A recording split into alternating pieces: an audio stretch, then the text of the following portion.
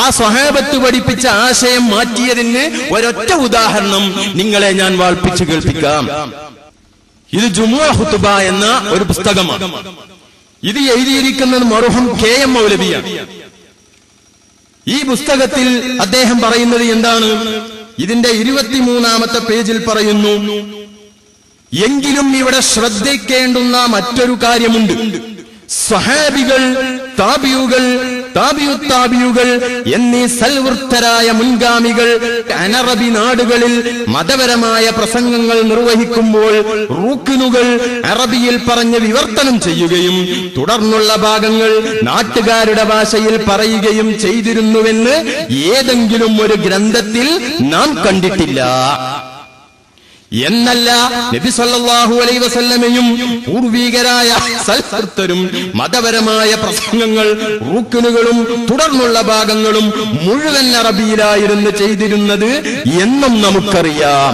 എന്ന് പറഞ്ഞാൽ ലോകത്ത് 1300 കൊല്ലം വരെ ലോകത്ത് ഖുത്ബ, ജുമുഅ ഖുത്ബയും മറ്റു ഖുത്ബകളും നിർവഹിക്കുന്ന സമയത്ത് അനറബി ഭാഷകളിൽ അത് നിർവഹിക്കുന്നതായി ഒരു കിതാബിലും ഞാനത് കണ്ടിട്ടില്ല എന്നാണ് മുജാഹിദ് തന്നെ അവരുടെ നേതാവായി, കേരളത്തിലെ നേതാവായി പരിചയപ്പെടുത്തുകയും നേതാവാവുകയും ചെയ്തിരുന്ന KM മൗലവി സാഹിബ് പറയുന്നു. എന്നാൽ എന്നാണ് ഈ പരിഭാഷ തുടങ്ങിയത്? ഉമർ മൗലവി പറയുന്നുണ്ട്, ഓർമ്മകളുടെ തീരത്ത് എന്ന പുസ്തകമാണ് എന്റെ കയ്യിലുള്ളത്. ഇതിൽ പറയുന്നുണ്ട് എന്നാണ് കേരളത്തിൽ ജുമുഅ ഖുത്ബ പരിഭാഷപ്പെടുത്തൽ ആരംഭിച്ചത് എന്ന് ഇതിൽ പറയുന്നത്. അത് കൊച്ചിയിലെ മട്ടാഞ്ചേരി എന്ന ഒരു പള്ളിയിലാണ്. അതിൽ വിശദീകരിക്കുന്നുണ്ട്. പുതിയ പള്ളിയിലാണ് ആ പള്ളിക്ക് പറയുന്നത് പുത്തൻ പള്ളി.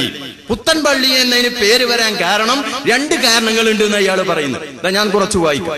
പുതിയ പള്ളി എന്ന് ഖ്യാതി നേടിയ ഈ പേര് നിർമ്മാതാവോ അദ്ദേഹത്തിന്റെ കുടുംബമോ നൽകിയതല്ല, നാട്ടുകാർ കൊടുത്തതാണ്. ഇതിന്റെ പിന്നിൽ 2 അഭ്യൂഹങ്ങളുണ്ട്. ഒന്ന്, പള്ളി തൊട്ടുള്ളപ്പോൾ പുതുതായി ഉണ്ടായ പള്ളി എന്ന നിലയിൽ ആദ്യത്തേതിന് പഴയ പള്ളി എന്നും രണ്ടാമത്തേതിന് പുതിയ പള്ളി എന്നും വിളിച്ചു പോന്നു. ഇതാണ് ഒരു വർത്തമാനം. മറ്റൊന്ന് ഇങ്ങനെയാണ്, പുതിയ മതക്കാരുടെ പള്ളി എന്ന നിലയിൽ പുതിയ പള്ളി എന്ന് ജനങ്ങൾ പേരിട്ടപ്പോൾ പഴയ മതക്കാരുടേത് പഴയ പള്ളി എന്നും പറയപ്പെട്ടു.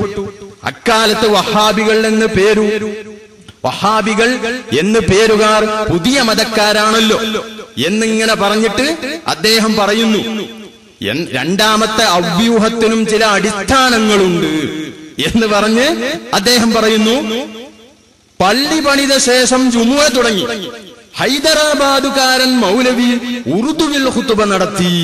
ഉറുദുവിൽ ആദ്യ ഖുത്ബ ലോകതലത്തിൽ ആദ്യ അനറബി ഖുത്ബ നടന്നത് ഈ പള്ളിയിലാണ്. തുർക്കിയിൽ നടന്നു എന്ന് പറയുന്നത് 1329-ലാണ്. ഇത് 1320-കളിലാണ്. ആദ്യം നടന്ന ഉറുദുവിലാണ്. ശ്രോതാക്കൾ അധികവും ഉറുദു അറിയുന്ന കച്ചിന്മേൽക്കാരും ആലികളും ആയിരുന്നു.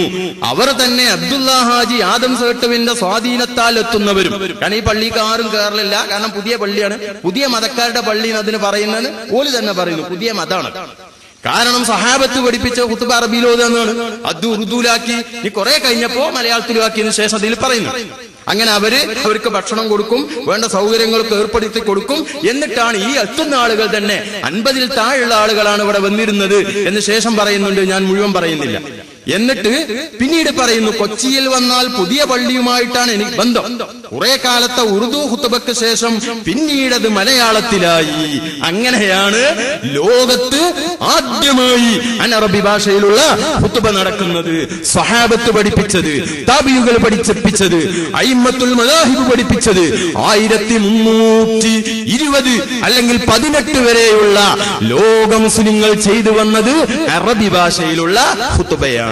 ഒരു ഉദാഹരണം മാത്രം പറഞ്ഞതാണ്. അതുകൊണ്ട് സഹോദരന്മാരെ,